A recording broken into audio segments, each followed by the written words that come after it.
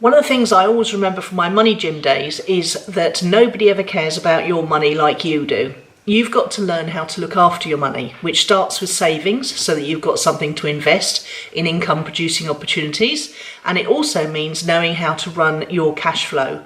Most business people I know run a business cash flow, but they don't run a personal cash flow. So they're letting everybody else have their money first. They're not paying themselves first. They're not saving to invest, and they're giving away all their money to people like Sainsbury's and Esso Petrol and takeaways and all sorts of people like that. You know, TK Maxx gets a good share of a lot of women's money. Now, what you've got to do is get a grip on your finances. There's a simple spreadsheet that I teach my clients how to use that means you've got complete peace of mind and you know exactly where every penny is going so that you have control of your money, because nobody will ever care about your money more than you do.